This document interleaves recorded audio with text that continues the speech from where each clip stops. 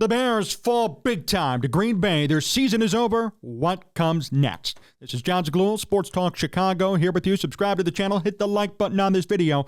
Follow us all over at Sports Talk Chicago on social media. Hit up all of our great affiliates on the top of your screen, too. They air our show every single week on radio and TV. This is after the Bears game. They fall 17-9 to Green Bay. They finished their season at 7-10. And a lot of questions are going to be facing the Bears moving forward. I want to talk about the game first, okay? Now, this was a game that was artificially hyped up once more by the media. Everybody talking. Oh, Matt Eberflus is looking good. He might stick around. Justin Fields is going to make his case, but I think he's going to stay. BS! What a freaking horrible performance. This was probably the most disappointing game I've seen the Bears play in a long time. A really long time. I mean, come on. You come out here on national TV. You got a 325 window, 18 from CBS. You could eliminate the Packers. Not even that, though, right? Just play a good, solid football game. They couldn't even do that. What a freaking joke, huh? They couldn't even do that. As we look at the final stats here in this game, they're pretty pathetic to say the least. The Bears defense did not come to play. Jordan Love had 316 yards, only 5 incompletions all game, no picks, no fumbles. One fumble. My bad, one fumble. No picks, 2 touchdowns. The Packers are in the playoffs now at 9-8. Jordan Love, when needed, in a game like this, showed up and played clutch football. Aaron Jones ran for 111 yards, too. 5 yards per carry. The Bears could not stop the tandem of Aaron Jones and Jordan Love. That's who carved up the Bears today. It wasn't, any elite quarterback necessarily. I mean, Jordan Love has played like an elite quarterback, but it wasn't like they faced Patrick Mahomes and lost, right? It was Jordan Love. That's who carved them up. That's who forced them to drop this game. When you think about that, which is crazy, right? Crazy. And you look at the Bears' numbers. Justin Fields threw the ball for 16 times. He went 11 of 16 for 148 yards. No picks, no turnovers, but no touchdowns. Fields ran for 27. Khalil Herbert ran for 28. Roschon Johnson ran for 20. The run game was non-existent. The pass game was non-existent. The Bears' offensive line was non-existent. Luke Getsy was essentially non-existent. The Bears' defense was non-existent. Every part of the Bears' game that was promised to perform did not perform. Every matter of this Bears team that was hyped up this week, right, entering the game, did not perform. We heard all these great things throughout the week about Matt Eberflus and his future. Oh, I think he's going to stay. We've heard all these great things about Justin Fields, apparently, right? No. Look how they perform. And here's the funny part, too, and I want to make this very, very clear to people, okay? Justin Fields, although he wasn't horrendous today, did not contribute to this win whatsoever. If there was another quarterback that the Bears had, and I'm not saying Caleb Williams, you put specific quarterbacks in this game, ones that are better than Fields, they probably would have won this game, right? They probably would have won this game. So this was really bad. This was really sad to see. And now decisions for the Bears and their front office. And I'll tell you what, this is just me. I'm going to be stunned if anybody leaves except Luke Getsy. Not kidding. And this is not inside information. This is more so speculation because we've seen how the Bears have dealt with situations like this in recent years. They are loyal to a fault. They keep people around for no specific reason whatsoever. And they choose mediocrity time and time again. And I will tell you this. Wherever you are, all you Fields supporters, hey, Justin Fields is a nice guy. He's not a good quarterback, and he's not the quarterback of this future. And let's say Fields lit it up today too, right? That doesn't necessarily make him the quarterback of the future either. I'm not saying this is a one-game thing. I'm talking about a whole body of work. The season's over, if you didn't know, right? 2023 is over. We've seen 3 years of Justin Fields play football, 40 games. I can say personally, confidently, that he's not the guy. Now, whether that's a product of bad coaching, bad personnel, Fields himself, we can all debate that back and forth. The fact is, after 40 games in football, I think we've seen enough to know that he is not the guy. Okay? That's not controversial. Because you can't sit here and tell me today, Fields played great. Oh, it's all Luke Getsy's fault. Stop flexing for Luke Getsy, please. Because I'm going to ask you all this. So last week when Fields did really well, right? Last week when Fields had a big game against Atlanta, who was coaching him? Who drew up the plays for him, right? Luke Getsy. So you can't have it both ways. If Fields plays well, you can't just say, oh, yeah, it's all Justin Fields. Luke Getsy had nothing to do with it. And then if he plays bad, oh, it's all Luke Getsy. No.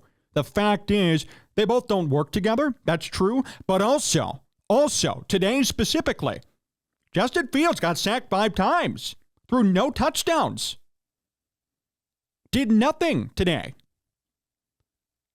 In a game in which was hyped beyond belief. Hyped beyond belief today. So, I don't know what the Bears are going to do. We're going to be here to cover all of it for sure. But you can't tell me that this was such an amazing game and wow, what a performance. And, the Bears get rid of Fields now. They're screwing him. No, they're not. This was not a good game. This was not a good year from Justin Fields. It wasn't amazing. It was fine. Was this enough to all of you? I mean, really sit down and think about this. You have the opportunity to get the best quarterback of this draft class to come. Because Fields was not the best quarterback of his draft class. The Bears had the number, 11 pick. So you have the opportunity to get the top quarterback, the top player, not even quarterback, the top player of this draft class, right? And you know that you may need a quarterback. What are you going to do? You've seen 40 games of Justin Fields. Do you genuinely say to yourself, yes, he's our guy? Come on, guys. Come on. No, that was bad. That was horrible. Horrible. That was a really bad performance on his part. And the team itself, I have to say, I'm utterly disappointed. For all the, I don't want to use the word because I'm on the air here, but for all the hype, all the artificial hype, I'll stick with hype. For all of that hype that we saw leading up to this game this week, on the radio, on TV, people wondering, having discussions about whether or not Fields should stay. You know, I've never seen such pathetic talk about things that mean absolutely nothing. You got to be freaking kidding me. How pathetic is that? And will anyone say anything about no, they won't. You know, are we going to talk about the media cycle? No, that's fine. And we can forget about the media cycle, but I'll tell you what, go back and listen to shows on other networks, read writings, all this stuff over the past week and see what was said about this game, about Justin Fields, about Matt Eberflus, about Ryan Poles, Kevin Warren, whatever you want to say. This was freaking pathetic. And you cannot sell to me the idea of mediocrity and have it continue. What happened to Matt Eberflus's expert defensive mind tonight, too? Oh, the Bears should keep him because of the defense. What the hell did the defense do tonight? Nothing. Oh, no, but he has to stay because of the defense. The defense sucked today. The defense was another big reason why they lost. In addition to the quarterback play, in addition to the offensive line play, in addition to the play calling, the entire team laid an egg on national TV in a game in which decisions at the end of it are going to be made. That's mind-blowing. And when you talk about maturity and growth from Fields and this team, not just Fields, this team, there's none of it. There isn't. You can't tell me there is with this performance this late in the year, right? After the Browns game, when the Bears rattled off a couple of victories and got excited, people said, well, Eberflus is going to say because of growth.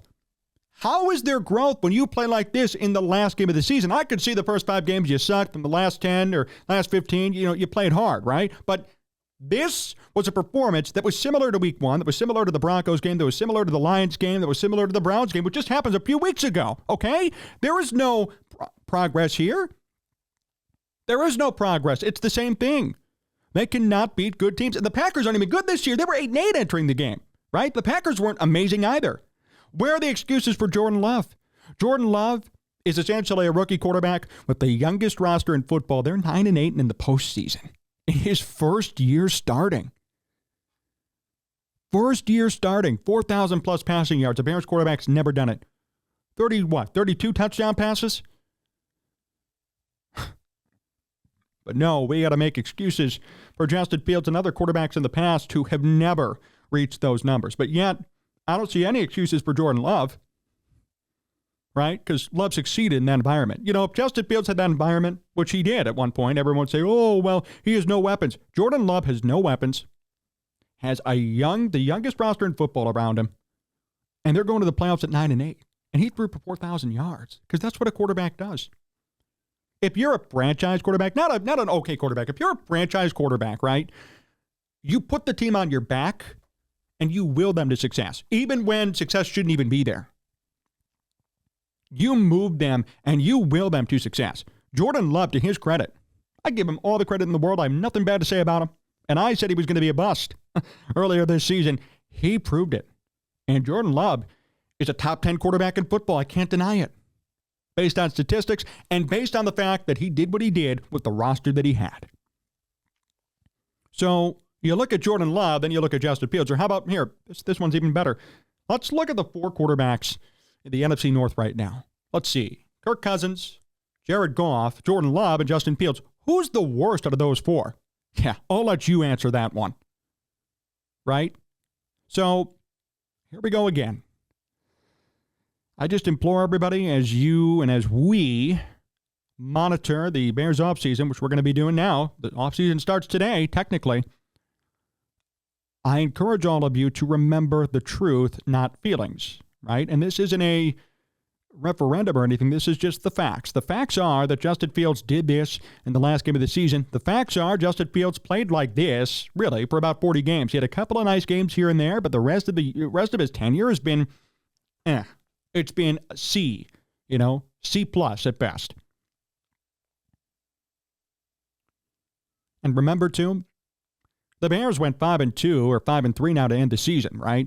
Who do they face? Think about who they faced at the end of the year. The Cardinals. I mean, they faced pretty bad teams, and this is how they played. And they faced one good team, and not even a good team, I'd say a 500 team that went 9-8 to end the year, and that's how they play on national TV. But I'm telling you right now, this is a prediction. I don't think anything's going to change. Should it? Hell yeah. Will it? Probably not. So be prepared for more of this. I think this has shown enough, too. You try to defend Justin Fields or defend Matt Eberflus even. Nope. We saw the same thing we saw all year. And just about a month, maybe 2 months ago, everybody was saying get rid of Eberflus and Fields, or at least get rid of Eberflus. Now, entering today's game, it was keep both of them. Now what are people going to say, right? This was so bad. And this was the most disappointing game of the season by far. The losses were tough, right? The Broncos game, the Browns game, the Lions game, those were horrible. But this was most disappointing due to the hype that surrounded it, due to the fact that this was billed to be a playoff game, due to the fact that this was supposed to be a show-out game for Matt Eberflus and Justin Fields. We saw absolutely nothing. When the expectations were heightened for the first time all season for the Bears, they made sure to remind everybody why they're always lower. When the expectations were finally heightened for the Bears, they reminded everybody why they've been low all season. And they've been low all season because this team is mediocre. Nothing's going to change, though. You'll see. And that is what hurts the most. I want to end this. That was the rant. I want to end this by thanking everybody here today. Everybody. The support that we have received for this football season has been off the darn charts. We got a super chat here, too. Let me get to that. Don't want to miss it. Joe G, $20. Great show all season by STC. Sadly, I'll say again, JF1 is not an asset. And the Bears don't need him. Anyone else could have done the same or better. Take Caleb. Thank you, Joe G. And yeah, I want to say this. Frankly, I'm going to miss all of you in terms of game day coverage. We're still going to be covering everything throughout the offseason here in STC. That's for sure. But I'm going to miss this for a while, actually. I'm really going to miss this. This gives me some energy and some fun on Sunday. I know John the same. Some fun on Sunday afternoons and evenings. So I'm really going to miss you guys, and I hope that you show up and show out for us during our other live streams and videos throughout the offseason. Thank you, though, so much. I mean, the response that we've gotten this year from all these live streams has been incredible. These are our best numbers ever that we've had. I mean, we did it last year, too, right? But this year, numbers have been the best, and we hope that we continue to grow next year. I can't thank you all enough. We won't be far away, which is the good thing. We may not be live doing Bears games, but the live streams will continue. So at least we could stay in contact, especially via the chat and via social media. You guys could follow me all over, even at John Z Sports, DM me, Yeah, it's kind of crazy. Kind of can't believe that this is it as well. We're so angered by the end of this Bears game that I kind of can't believe it's going to be over now for at least, 8 months, 7, 8 months. So I miss you guys, but we're still going to be doing content. You guys are really great, a great audience, and great fans. And I want to actually say one more thing, too. 2 more things. Number one, due to your support, that's how we're able to expand the show, right? I mean, the subscriber counts are going up, the viewership counts are going up. That's great. But on top of that, like you see these radio stations and TV stations up here and the others that we're trying to add, they listen due to YouTube. They're like, wow, look at his YouTube presence. Look at the numbers he gets. Look at all the people who tune in digitally in addition to radio and TV and podcast. So thanks to all of you for making that stuff happen, because you continually show up for me and for us when we do videos. That allows us to expand the operation. So I unbelievably appreciate all of that. I want to say one more thank you publicly to John Meadows, too. He's over there. I will say this, especially for the radio and TV side, in addition to these games on Sunday, I mean, he is the master editor and the master technician behind everything. I mean, I barely know how to work a camera, I'm being honest. So, the fact that, he's always here, he always shows up, he's unbelievably reliable, and does a hell of a job in terms of graphics, live graphics during the game, in terms of ideas, in terms of content. In terms of setting everything up. There's a ton of equipment over here that you guys don't see that's over here every single time I walk in this office and in the studio. So a huge shout out to John, because without him, I wouldn't be able to do this, frankly. And it's true, because before we came to this studio, I wasn't doing it. So thanks to John and the resources and the way he's been able to put this all together, we've had really a successful season and a successful growth of audience throughout the year. Man. Yeah, I'm going to miss you guys. So it's been a hell of a season. So much more to come in the off season. Please continue to tune in and watch with us. And you're always welcome to hop in on a live stream and comment. You're always welcome to shoot me a message on social media. And I appreciate all of you more than you probably know. So thank you for watching. This will be it. So long.